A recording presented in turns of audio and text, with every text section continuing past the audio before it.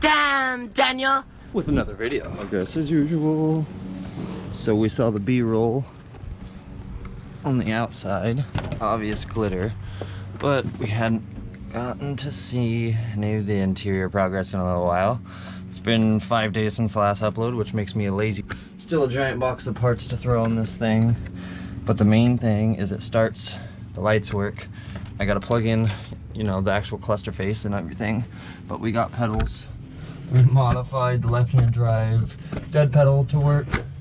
Obviously, I can't fit you underneath it for crap, but we gotta go ahead and tuck up a couple bit of wiring. I think this was for the turbo timer, and I'm gonna go ahead and delete it because it didn't work anymore, and I don't use them. But we're gonna now jump on removing a very important piece. I hate stock manifolds, and I want this one off. So let's see what we got to put on it. Ta-da! YouTube magic.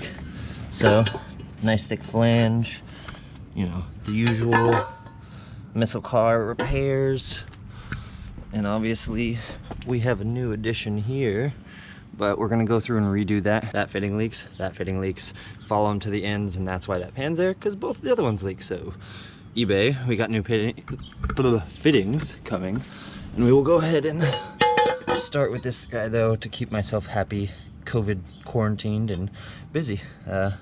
We didn't get a flange that would go 90 and then this way, so we're gonna make one, which we will go ahead and bring you guys along for.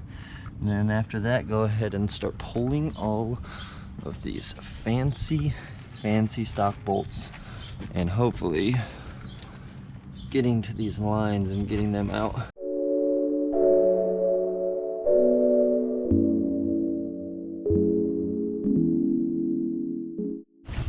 Attempt number 2 with even more wind. Oh, Jesus.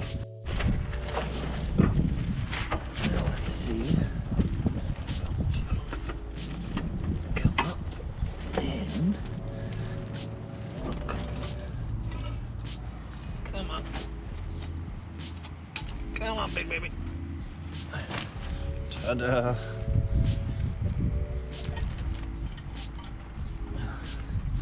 Now let's see if I can squeeze you guys out of here. Whew. So, Vector T25, manifold, air breather stuff. And now we get to get this flange knocked out, because I really don't want to hang the weight of this on there. And then I gotta decide, do I put the elbow on first, then put it all back together, which I think is what we'll do. But we're gonna go do this in the garage because it's really windy and I don't like it out here anymore. Well, we got a brace there.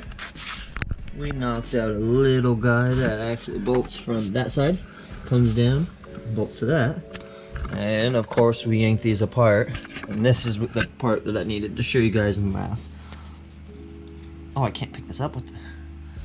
Clearly, this was doing really good, which we knew to begin with that was a major source of our exhaust leak, but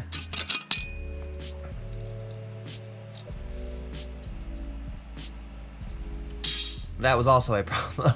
So let's go ahead and with the magic of editing here, ta-da! So Cerita News, and we got not copper, they're the Crush MLS shitty carbon, whatever you want to call it, but it's gonna be better than those two guys. And so let's